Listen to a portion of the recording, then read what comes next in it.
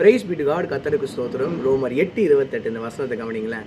அன்றியும் அவருடைய தீர்மானத்தின்படி அழைக்கப்பட்டவர்களாய் தேவனிடத்தில் அன்பு கூறுவர்களுக்கு சகலமும் நன்மைக்கு ஏதுவாய் நடக்கிறது என்று அறிந்திருக்கிறோம் என்று அப்போஸ்தலனாகிய பவுல் சொல்றாருல. யோசேப்பினுடைய வாழ்க்கையை கவனிச்சு பாருங்களேன்.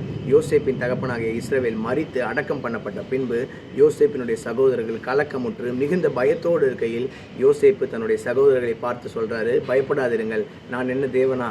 நீங்கள் எனக்கு தீமை செய்ய நினைத்தீர்கள், தேவனோ இப்பொழுது நடந்து வருகிறபடியே வெகு ஜனங்களை உயிரோடு காக்கும்படி அதை நன்மையாக முடிய பண்ணினார் என்று சொல்றாருல.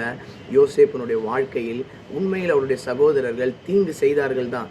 ஆனால் யோசேப் அதை எப்படி சொல்றாரு பாருங்களேன். நீங்கள் எனக்கு தீங்கு செய்தீர்கள் என்று சொல்லவில்லை, நீங்கள் என் வாழ்க்கையில் தீமையாக பேசினீர்கள் என்று சொல்லவில்லை, நீங்கள் தீங்கு செய்ய நினைத்தீர்கள், தேவன் இதை நன்மையாக முடிய பண்ணினார் என்று சொல்றாருல.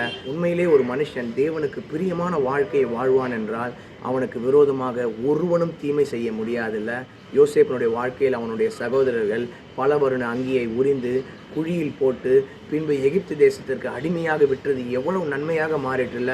போத்திபாரனுடைய வீட்டில் யோசேப்பு அவமானப்பட்டு தாழ்த்தப்பட்டு யோசேப்பினுடைய பெயர் கெடுக்கப்பட்டு சிறைச்சாலையில் அடைக்கப்பட்டது எவ்வளவு நன்மையாக மாறிட்டுல. அந்த சிறைச்சாலையிலும் யோசேப்பு செய்த நன்மையை, தயையை பானபாத்திரக்காரின் தலைவன் மறந்து போனது எவ்வளவு நன்மையாக மாறிவிட்டதில்ல.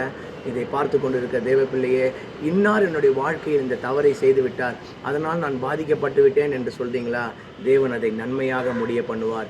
யோபு 23:14 வேத வசனம் சொல்லுகிறது, எனக்கு குறித்திருக்கிறதை அவர் நிறைவேற்றுவார், இப்படிப்பட்டவைகள் இன்னும் அநேகம் அவரிடத்தில் உண்டு. தேவன் நிச்சயமாக நம்முடைய வாழ்க்கையில் நன்மையை செய்வார். தேவனுக்கு பிரியமான ஒரு வாழ்க்கையை வாழ்வோம், ஜீவ பாதையில் நடப்போம். என்னுடைய வாயின் வார்த்தை, என்னுடைய இருதயத்தின் தியானங்கள் எப்போதும் அவருடைய பார்வைக்கு முன்பாக பிரதியாக இருக்கட்டும். கர்த்தருக்கு சித்தமான இன்னொரு வீடியோ பதிவை நாம் சந்திப்போம். God bless you all. Thank you so much.